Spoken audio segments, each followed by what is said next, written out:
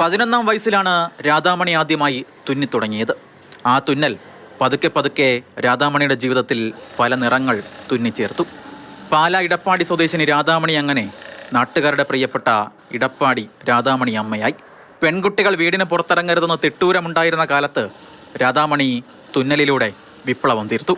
പുറത്തേക്ക് പെണ്ണുങ്ങൾ ഇറങ്ങാത്ത ഒരു കാലത്ത് ഞാനങ്ങ് ധൈര്യമായിട്ട് ഇറങ്ങി. മെഷീനൊന്നും ഇല്ലാത്ത കാലമാണ്. അപ്പോൾ വാടകയ്ക്കൊരു മെഷീൻ എടുത്തു. എന്നിട്ട് അത് ചെറിയ അന്നറിയാവുന്ന രീതിയിലൊക്കെ അങ്ങ് തയ്ച്ച് ഇവിടെ നാട്ടിലുള്ളവർക്കൊക്കെ തയ്ച്ച് കൊടുത്തപ്പം അന്ന് അവർക്കൊക്കെ തയ്ച്ച് കൊടുത്തപ്പോൾ അവർക്ക് ഇഷ്ടമായി.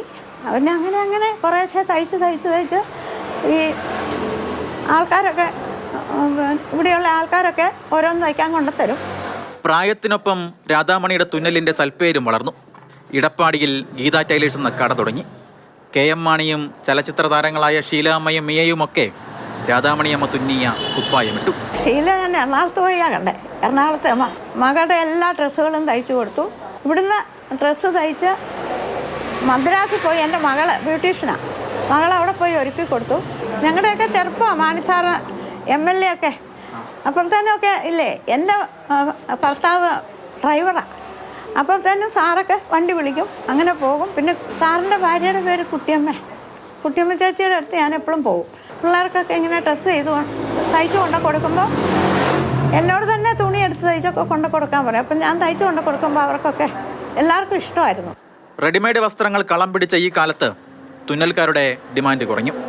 ഒരു കാലത്ത് ഒരേ സമയം 150ഓളം പേർക്ക് രാധാമണി തൊഴിൽ നൽകിയ ഗീത ടൈലേഴ്സിൽ ഇന്ന് 15 ജോലിക്കാർ മാത്രം.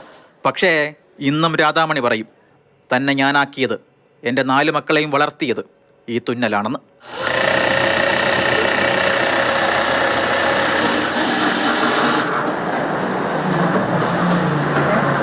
നല്ല മനോഹരമായി തുന്നിയ കുപ്പായം പോലെ നമ്മുടെ നാടിൻ്റെ ചരിത്രത്തിൻ്റെ ഭാഗമാണ് രാധാമണിയമ്മ.